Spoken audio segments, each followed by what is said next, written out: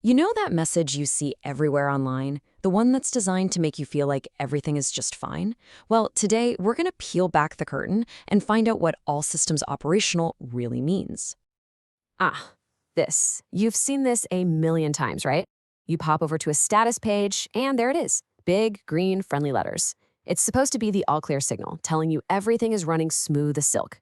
But should you always believe it? And that's the real question, isn't it? Does that happy green message actually paint the full picture? Or is there a more complicated truth hiding just underneath the surface, buried in the actual data? Let's do some digging.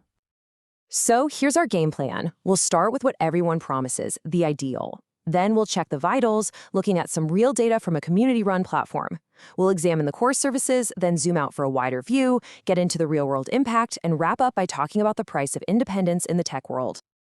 Okay, first things first. What's the promise? Let's talk about the gold standard that basically every online service is aiming for. It really all boils down to one key idea. And that idea is uptime.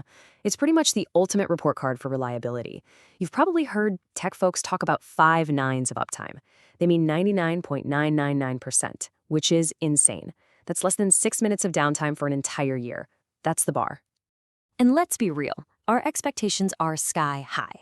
When we rely on a tool, especially for something as critical as software development, we don't just hope it works, we expect it to work. The goal isn't just to be up most of the time, it's to be up all the time. Okay, so with that near-perfect ideal in our heads, let's check the vitals on a real platform. We're about to jump from the promise to the performance by looking at some hard numbers from the last 24 hours. And we're going to start with the most important stuff, the core services you just can't live without. All right, let's get right to it. And we're starting at the very heart of the operation, the main website. This is Command Central. It's where the code lives, where projects are managed, everything. If this part isn't working, then honestly, nothing else really matters. So what's the number? Whoa, okay, 89.13%. That is a number that definitely makes you sit up and pay attention. It's not just a little bit off from that 5 nines ideal. It's not even 1 9. This is what was hiding behind that all systems operational banner. And this chart just lays it all out, doesn't it? On the left, you've got the perfect 100% score we all dream of. And on the right, you have the reality. You can see how big that gap is. This isn't just a minor blip on the radar, it's a huge shortfall. Now, looking at the other core services, the picture is interesting. SSH access is holding up pretty well, over 98%.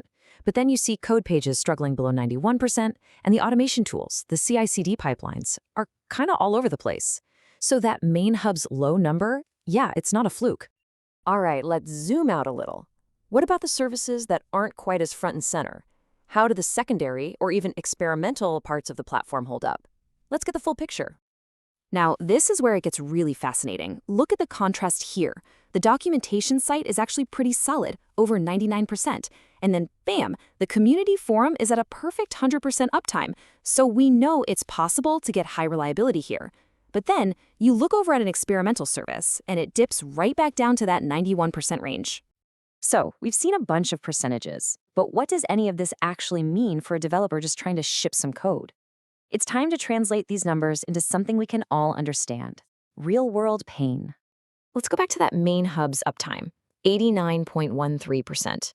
If you flip that number on its head, you get a downtime of 10.87% over a single day.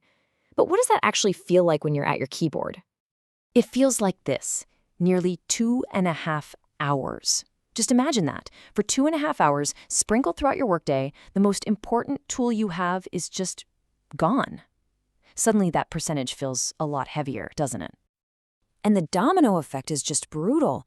The main hub is down, so you can't access your code. Because you can't access your code, all your automated workflows just break. Your whole development process grinds to a halt. We're not talking about minor inconvenience here.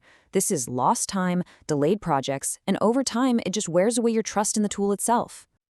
And all of this leads us to a much, much bigger conversation. This isn't just about the numbers for one platform. It's about a fundamental choice we all make about the kind of internet we want to use and build. And here's the trade-off, laid bare. You've got the giant commercial platforms. They're funded by massive corporate budgets, and they have huge teams whose only job is to chase that 5 nines of reliability.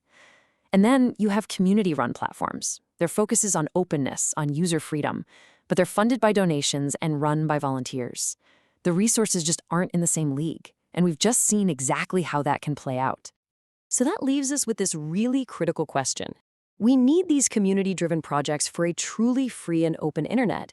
But as we've seen, reliability can be a serious challenge. So where's the line? What level of uptime is good enough when the mission is so important?